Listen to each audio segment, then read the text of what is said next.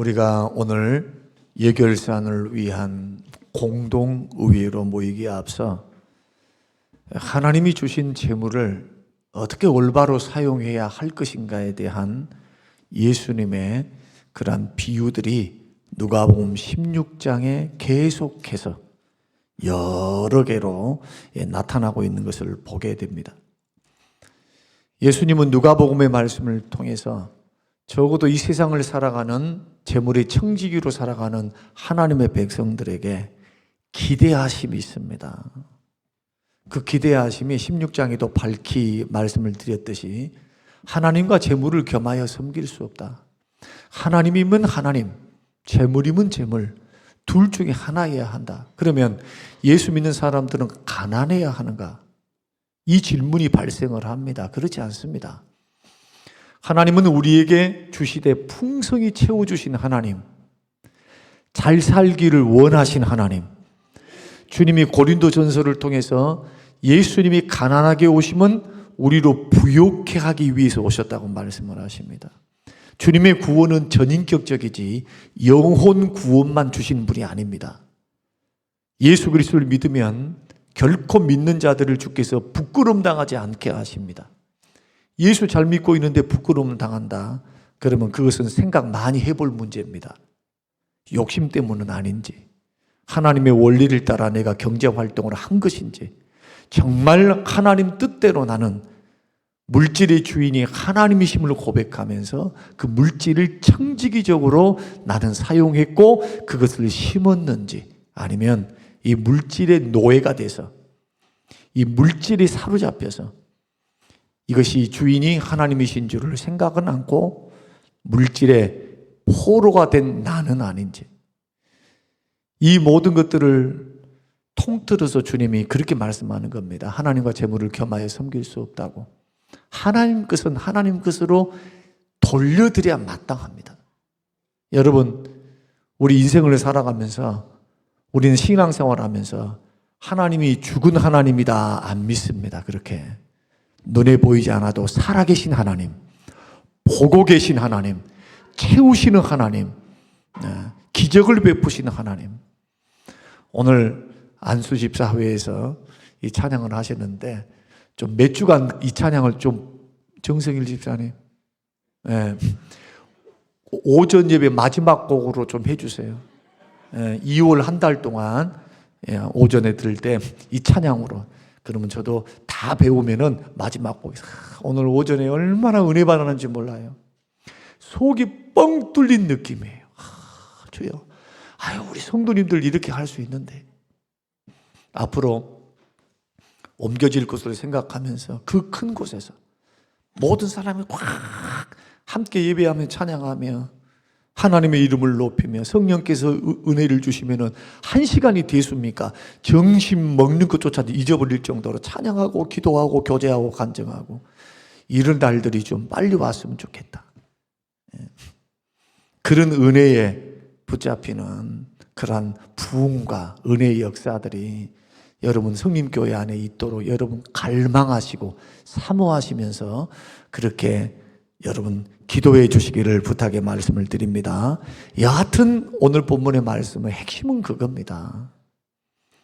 물질의 청지기로 살아라는 겁니다. 그런데 물질의 청지기도 어리석은 청지기가 있고 지혜로운 청지기가 있대요. 오늘 본문에 나오는 내용은 굉장히 나래한 성경 본문에 해당합니다. 가만 얼뜻 읽어보면 칭찬받을 일이 아니에요. 왜?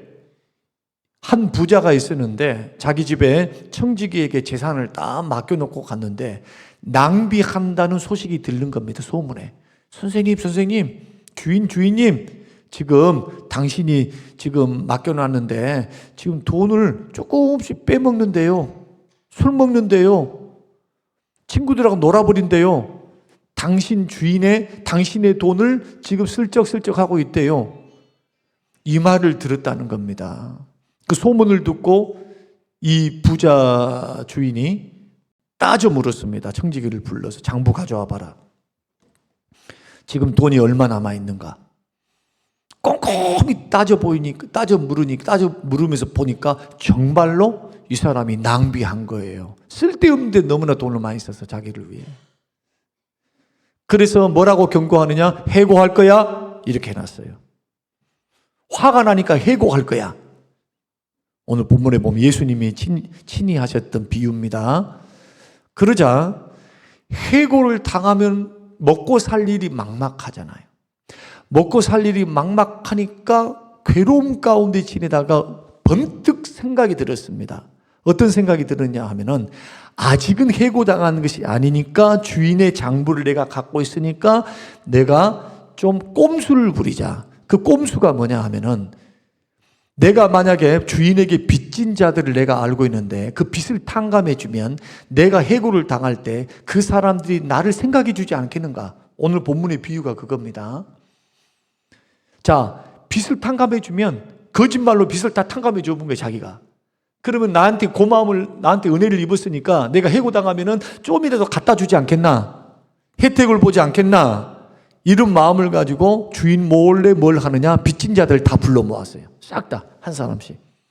그리고는 밀 몇 석 빚졌냐? 100석입니다. 80이라 빨리 써. 이런 식입니다. 기름 10개를 빌렸으면 5개 빌렸어. 이런 식으로 해서 장부를 다 조작을 해놨어요. 그런데 왜 난해하느냐? 자, 예수님이 이 어리석고 낭비하고 재물을 자기 마음대로 유용했던 이 청지기에게 지혜롭다고 말을 하거든요. 지혜롭다고 말을 해요. 이게 얼토당토 않는 말이죠. 왜 얼토당토 않는 말이냐? 두 가지 이유 때문에 그렇습니다. 첫째 이유는 지금 주인을 속이고 골탕 먹이는 거잖아요. 보복하는 거예요, 보복. 그리고 자기의 이기심, 자기의 해고 다음에 있을 유익을 위해서, 이득을 위해서 뭘 하고 있습니까? 주인의 재물을 손에 끼치고 있는 겁니다. 그러니까 예수님이 이 말씀을 하셨을 때는 이 일반적이고 도덕적인 원리를 통해서 보면은 이것은 도대체 말이 안 되는 칭찬인데 주님이 뭐라고 말씀하느냐? 이 속세, 세속의 자녀들은 빛의 자녀들보다 경제관념에 있어서는 지혜롭다는 거예요. 자, 이것이 굉장히 중요합니다. 8절. 예수 믿는 믿음의 사람들이, 자, 교회 안에 거룩하다라고 하는 그 빛된 사람들이 모여 있는데 신앙생활 하면서 경제관념이 부족한 거예요. 경제관념이. 어떤 경제관념? 미래를 대비하고 예비하는 경제관념이 부족하다는 거예요. 예수님이 여기서 칭찬은 다른 거 아닙니다. 이 불안당 갖고 자기한테 손해를 끼치고 서류를 조작하고 지금 칭찬할 일이 하나도 없어.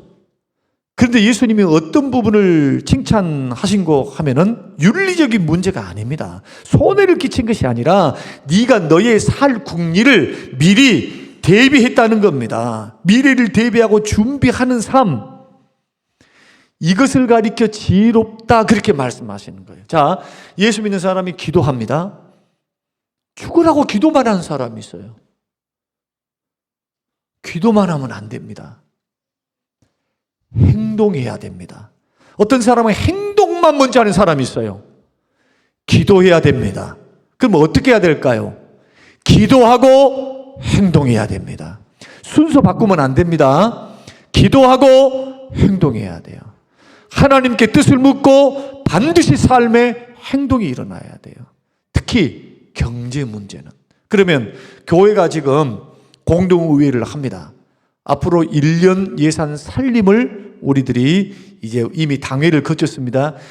우리가 예산위원들 통해서 건네받고 제가 목회 일정, 내년에 목회 방향은 이렇습니다 하고 예산에 반영해 주십시오 했던 것, 이것 빼놓고 나머지는 코로나 이전에 있었던 것 그대로입니다. 지금 우리는 건축을 해나가면 앞으로 건축 전까지는 그대로일 거예요. 다른 거 안 바꿀 겁니다. 뭐 사례금 빼놓고 어떤 특별한 거 빼놓고 건축위원회 빼놓고는 나머지는 그대로 동결로 갈 겁니다. 큰 어떤 비전 트립을 간다라고 하면 별 문제지만 그러지 않으면 아마 그렇게 될 거예요.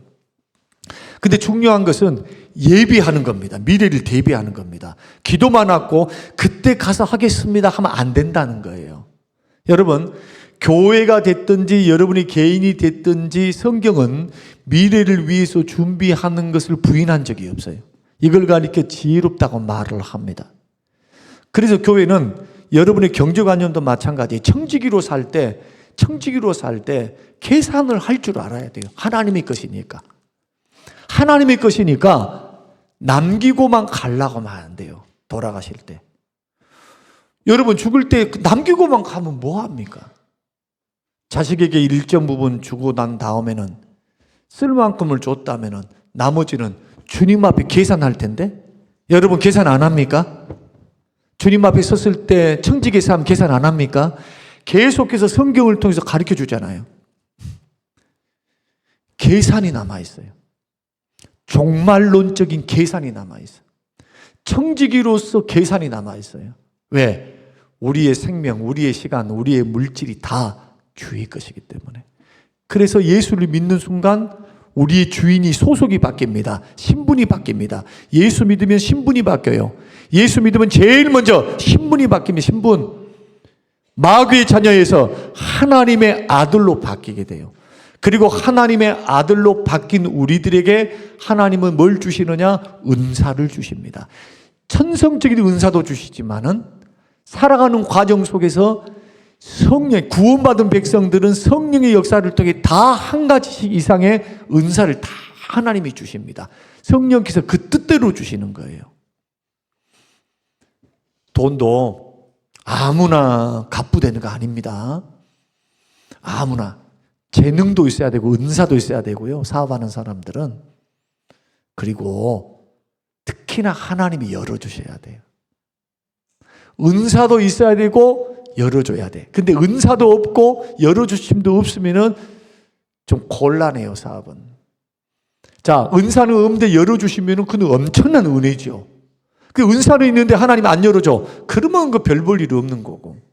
반드시 은사와 더불어서, 돈 버는 은사와 더불어서 하나님의 열어주심에 복이 있어야 돼요. 그래서 물질은 하나님이 허락하신 겁니다. 여러분 꼭 기억하십시다. 예수 믿는 믿음의 사람들은 청지기로 산다는 거. 그래서 쓰는 게 복이에요. 교회는 돈을 모아두는 것이 아니에요. 교회는 주는 자가 복이 있다 했으니까 이 말씀을 믿으셔야 돼요. 믿습니까? 교회는 돈을 막 모아둔 데가 아니고 그럼 문제가 생겨요. 문제가 쓸 연구만 한단 말이에요. 쓸 연구. 그걸 가지고 쓸 연구를 해. 그 물질을 가지고 생명을 살리고 선교하고 전도하고 나누고 베풀고 이런 것으로 자꾸 교회가 가야 하나님이 더 부어주실 텐데 이상하게도 교회 원리는 그렇게 안 살아가려고 하는 경향이 있는 겁니다. 새순교회는 부흥되기 전에 새순교회는 연말이 되면 딱 털었습니다. 연말 되면 절대로 10원짜리 하나라도 그 다음 해에 안 갑니다. 딱 남으면은 선교 전도에 싹 보내요. 그리고 오늘 1월 첫째 주부터 시작입니다. 제가 같은 노예에 있었기 때문에 잘 압니다. 윤 목사님을. 그리고 언제나 선교하는 거, 구제하는 거. 그 교회가 하루아침에 부흥된 거 아니에요. 그 교회에 문제도 있었습니다. 어려운 문제도 있었어요. 근데 하나님이 복 주시고 사람을 보내주실 때는 그만큼 심었기 때문이에요. 저는 우리 교회도 마찬가지입니다. 앞으로 하나님이 세우실 그곳을 바라보면서 부지런히 하나님이 주신 기회를 잘 타서 우리 교회 2,000명, 3,000명, 4,000명 막 될 꿈을 꾸고 계시다면은 제가 은퇴하고 난 후에 꾸세요. 그런 꿈이 아니고 숫자 많아진 꿈이 아니라 하나님이 기뻐하시는 일에 몸과 마음을 헌신하는 작지만 강한 교회, 소아시아 7교회의 사람 칭찬받는 교회, 그런 교회가 되시길 바랍니다. 그러려면 뭘 잘해야 되느냐? 재정을 잘 써야 돼요. 재정을. 우리는 모이면 빚 갚아요. 주마다 이번에 감사위원회 결과를 받으면서 교육기관에서 2주째 주시면 안 되냐고 그러시길래 제가 설명을 해드렸습니다. 첫째 주는 사리금 주고, 목사님. 두 번째는 부교육자들 사리금 주고, 세 번째는 이자 갚고, 이자. 넷째 주에 돈이 남아요. 여러분, 지금까지 십몇 년 동안은 그렇게 했습니다. 이제 제가 밝혀드린 이유는 뭐냐면, 이것을 우리가 성도님들에게 말하지 않은 이유는 재정적인 부담을 여러분이 가질까봐 그 말을 안 했던 겁니다. 있으면 첫째 주에도 남으면 빚을 먼저 갚고, 둘째 주도 남으면 빚을 갚고, 셋째 주도 남으면 빚을 갚고. 저기 장로님이 계시니까 지금 잘 알죠. 만약에 어떤 큰 돈이 있어야 된다 하면 어떻게 하느냐? 첫째 주에 모으고, 둘째 주에 모으고, 셋째 주에 모으고, 봐서 넷째 주에 봐서 빚 갚고 이자 갚고 해야 될 고정 비용이 있으니까 고정 비용은 제외하고 나머지를 다 모아놨다 부족하면 빚 내. 빚을 내서 주는 거예요. 빚을 내서.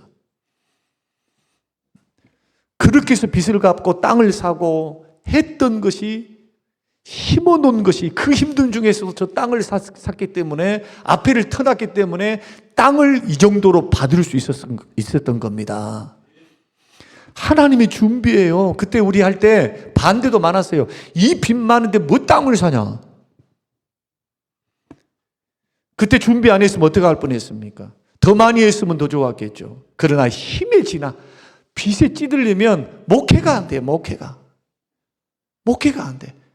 도울 곳은 너무 많고 할 것은 너무 많은데, 정말 성도들을 데리고 멋지게 호텔을 빌려가지고 다 전교 수련회도 가고 좀 이런 일들도 하고 싶은데, 우리는 그것을 하려면 2년 3년 모아야 돼요. 이런 일들을 하면서 왔다는 것을 이제는 아셔야 돼요. 이제 어느 정도 교회가 윤곽이 잡혀가는 과정 속에 있기 때문에 우리들이 미래를 대비하고 예비하는 것은 지혜다. 예수님이 가르쳐 주신 지혜예요. 지혜. 그래서 오늘 하루 주신 양식을 갖고 살되, 오늘 주님이 주시는 양식을 가지고 아멘 자족하며 살되, 하나님이 물질을 주시걸랑, 하나님이 돈을 주시걸랑 준비할 줄 아는 것. 누구를 준비할 줄 아는 거? 자기를 준비할 줄 아는 거. 이것은 예수님을 위해서 준비하는 것이 아니라 자기를 준비할 줄 알잖아요. 지금 누구 이야기입니까? 이 잘못된 방법을 통해서 자기의 미래를 대비한 사람에게 배우라는 겁니다. 주님이. 빛의 자녀들은 그거 못한다. 오히려 본문 말씀 보면은 세속적인 자녀들이 이런 데는 밝다. 그런데 이 또한 지혜라는 겁니다. 여러분, 미래를 예비하고 준비하는 것은 절대로 잘못된 거 아닙니다. 믿음 없는 것이 아닙니다. 믿음 있는 지혜에 해당하니까 하나님의 열어주심과 도우시는 기적으로만 살라 하지 말고, 기적도 물론 하나님이 하시죠. 그러나 나에게 주신 것을 가지고 미래를 대비하고 준비하는 것, 이것이 잠언에 나오는 개미의 비유입니다. 개미의 비유. 개미에게서 배우라. 오늘 성경이 말씀하는 두 가지 면, 하루하루 주신 것 갖고 자족하며 감사하며 사는 삶과 주시는 물질을 잘 미래를 위해서 예배하고 대비하고 준비하는 삶. 그런데 미래를 위해서 준비하는 삶에서 빠지지 말아야 될 것이 보화를 하늘에 쌓아두는 것. 보화를 하늘에 쌓아두는 것. 영원한 상급을 예비하는 것. 그래서 물질을 드리고 마음을 드리는 거 헛되지 않으니까, 여러분, 하나님 앞에 실로암 망대 세울 때 주님이 이렇게 말씀합니다. 계산하지 않은 사람 봤냐? 실로암 망대 세울 때 마찬가지로 믿음이면 다 됩니다. 이 믿음이 맹목적인 믿음이 돼서는 안 된다는 것을 말씀을 드리는 겁니다. 하나님은 우리에게 믿음의 분량대로 우리 교회에게 허락하셨어요. 우리는 여의도 순복음교회가 될 수가 없어요. 우리의 믿음의 분량이 있어요. 하나님이 허락하신 사역이 있습니다. 주님이 맡겨주신 일에 잘 대비하시고 잘 예비하시고, 그렇게 해서 우리 교회가 앞으로 살림도 은혜 안에 정말 잘하고, 교회도 정말 섬기면서 드리면서 베풀면서 여러분 사역할 수 있는 그날이 빨리 돌아오도록 기도하시면서 여러분 걸어가시는 지혜로운 청지기들이 다 되시기를 주님의 이름으로 축복합니다. 고마우신 아버지 하나님 감사합니다. 주의 말씀을 듣나이다. 주님 주신 물질을 어떻게 관리하기를 원하시는지 미래를 위하여 대비하라 하신 말씀, 이 말씀 믿습니다. 지혜롭게 대할 수 있는 믿음의 마음을 주옵소서. 예수님 이름으로 기도합니다. 아멘. 하늘에 계신